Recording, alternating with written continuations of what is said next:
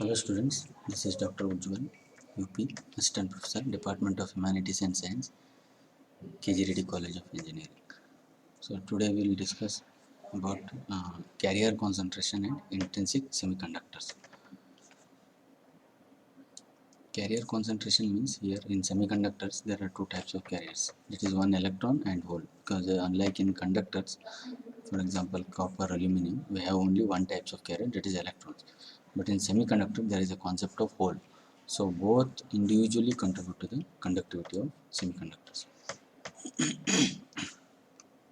So electron concentration in conduction band of intrinsic semiconductor is given by this equation. As you can see, this depends on temperature. Expression for electron concentration in conduction band of intrinsic semiconductor is given by n equal to 2 pi me star kt upon h square 3 by 2 exponential ef minus ec by kt, where pi we know and me star is effective mass of electron. It is different from rest mass of electron. That's why to distinguish it, there is a star mark.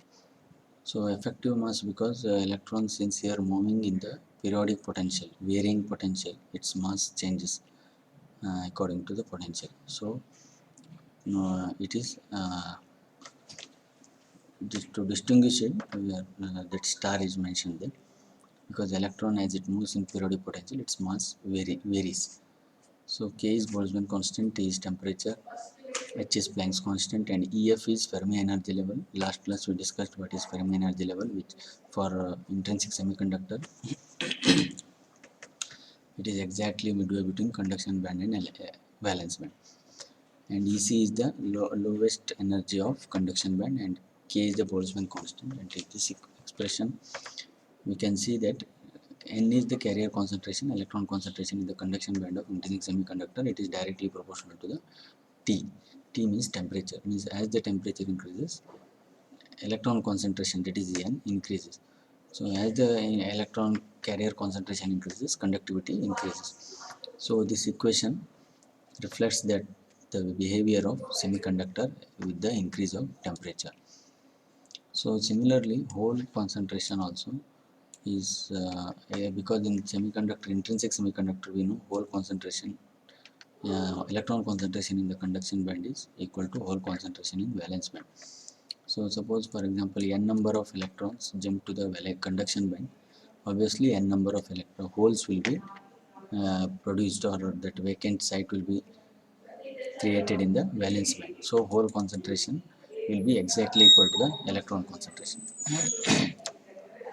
Hole concentration in the valence band of intrinsic semiconductor. This expression is given by here, to distinguish it from electron, we represent P equal to 2 into 2 pi mh star kt upon h square 3 by 2 exponential u minus ef by kt. Here mh is mass of hole, effective mass of hole, not the rest mass. So their effective mass of electron, and here since we are calculating hole concentration, it is effective mass of hole. As here also, since the hole is moving in periodic potential, to distinguish from rest mass, so there is a star mark is there. So here also it depends on temperature. Obviously these both equations are very much similar. Only thing is, wherever me star is there, we change it to ma star. And one more difference is EF, Fermi level minus conduction level, because here we are calculating here electron concentration in conduction band. So in valence band, in whole case where holes are in valence band, so instead of EC here we have to put EV here, valence highest energy level of valence band. EV is the highest energy level of valence band, EC is the lowest energy level of conduction band. EF is Fermi energy level, we know that it is exactly between conduction band and valence band, that is EC plus EV but divided by 2. And the remaining thing is very much similar to the electron concentration, because in intrinsic semiconductor we know electron concentration equal to hole concentration. Now Fermi level in intrinsic semiconductor. In intrinsic semiconductor, concentration of electron in the conduction band is equal to the concentration of hole in the valence band. That is N equal to P. First and second equation both are equal. So on substituting this n equal to p, the equation 1 and 2 in this equation 3. Equation 3 means after equating, balancing. So if you simplify this, then finally we get EF equal to EC plus EV divided by 2 plus 3 by 4 log or ln of ms star by me star, mass of hole divided by mass of electron. So if you take at 0 Kelvin, absolute 0 Kelvin, as you can see here, EC is here conduction band energy, EV is valence band energy divided by 2 plus 3 by 2 ln ms star by me star. At T equal to 0 Kelvin, if you substitute T equal to 0 in this equation, we get this term will become 0. 3 by 4 ln ms star by me star will become 0 at 0 Kelvin. So only remaining term is EC by EV by 2.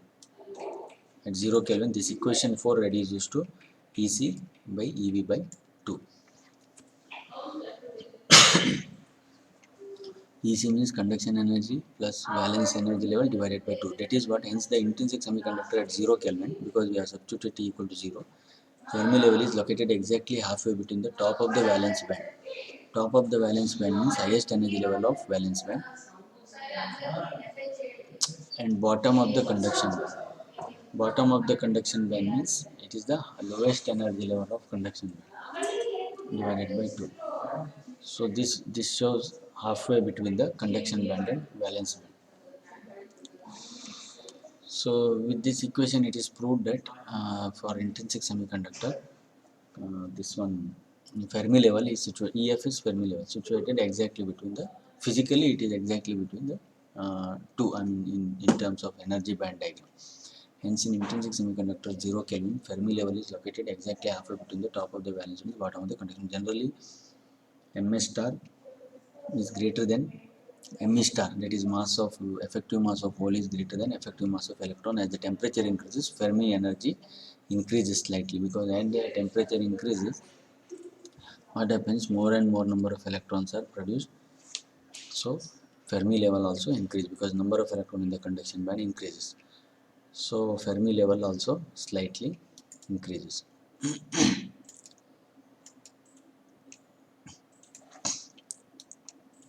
Next we'll see doping.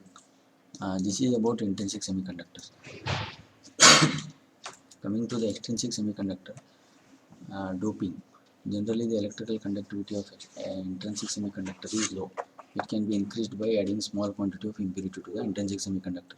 This process of adding impurity is called doping. The process of adding impurity to the intrinsic semiconductor to enhance the electrical conductivity is called doping. Semiconductor formed after doping is called extrinsic semiconductor. Extrinsic semiconductors are of two types.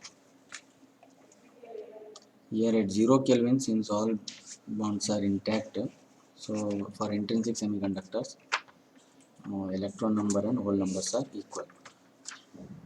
But for extrinsic semiconductors, since we are adding donor atoms, impurities, so based on the what type of impurity we are adding, sometimes electron and sometimes hole concentration will be high. There are two types. So based on the nature of impurities, P and N types are there in extrinsic semiconductor. Now we will see one question. Please try to answer this. Which dopants are added to get P-type semiconductors? Dopants means impurities which we are adding to intrinsic semiconductor to get extrinsic semiconductor. Which type of dopants we have to add to get the P-type semiconductor?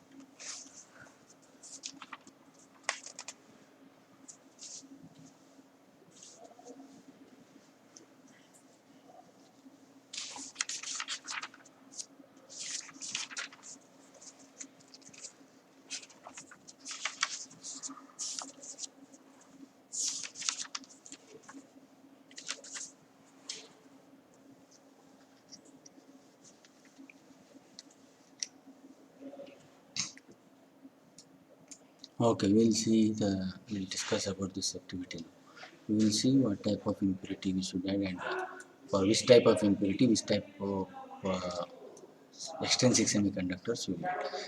Now first we'll see n-type semiconductor. Before going to the solution of this activity, we will see what is n-type semiconductor. N-type semiconductors, when pentavalent impurities are added, when pentavalent impurities like antimony or phosphorus or arsenic are added to the pure semiconductor, silicon for example, pure semiconductor or germanium crystal, 4 of its 5 valence electron, because pentavalent as the name itself indicates there are 5 valence electrons are there. When the 5 electrons atoms are added, 4 of the silicon or germanium pure crystal valence electron would combine with this one of all the 4 of these pentavalent impurity, and they will form the covalent bonds. So which with its neighboring 4 silicon atom, because silicon, we know silicon or germanium, which are semiconductors, intrinsic semiconductors, they have 4 valence electrons each, outermost number of electrons. So when we add pentavalent impurity, these 4 of these pentavalent atoms electrons combine with the 4 of neighboring silicon atom. So one more fifth electron of each impurity atom is loosely held because it has no pair to undergo the covalent bond. So it is loosely held with its parent atom and can be easily detached by supplying the little amount of energy. Energy levels are introduced to all the fifth electron of the impurity atoms. Energy levels will be altered when we add impurity. So introduced to all the fifth electron of impurity atom just below the bottom of conduction bands. So here these levels are called the donor levels, and impurities added are called the donor impurity, because this will donate the 1 electron because they have the 5 valence electron. So it can donate 1 more electron. So Fermi level is formed very close to the conduction band, bottom of the conduction band. At room temperature and temperature near to the room temperature, almost all the electrons in the donor levels jump to the conduction band, but only a few electrons from valence band jump to the conduction band, leaving behind few holes in the valence band. At near to room temperature, because it will get some thermal energy kT equal to T is at room temperature, means 300 Kelvin. 300 Kelvin multiplied by Boltzmann constant, it is the thermal energy available at the room temperature. Because of this energy, electrons in the donor levels jump to the conduction band, but only the few electrons from the valence band jump to the conduction band, leaving behind the few holes in the valence band. So these electrons are majority charge carriers and holes are minority charge carriers. Because here we are adding pentavalent impurity, so electrons will be available in the donor energy level. So as there are excess conducting electrons, the semiconductor that is formed after doping pentavalent impurities to a pure semiconductor is called n-type semiconductor. So similarly, as in the case of n-type, so for to get the p-type, we have to add trivalent impurities, and trivalent impurities, for example, aluminum or boron, which have 3 valence electrons in its atom. So when these are added, 4 of the silicon valence electrons combine with the 3 of the impurity electrons, and 1 vacant site will be created. So it can accept 1 more electron. So that's why these are called the p-type. These are called the acceptor impurities. So as we have seen in the activity question, which type of material you will get by after adding p-type means, p-type means for to get the p-type you have to add trivalent impurities, means impurities in the third group of periodic table. So this is a small uh, introduction about basic p and n type semiconductors and carrier concentration, because carrier concentration decides how the nature of conductivity in semiconductor. So we have seen the equation also, number of electron concentration in conduction band and hole concentration in valence band. So next class we will see what is the carrier concentration in n type and p type semiconductors. So thank you.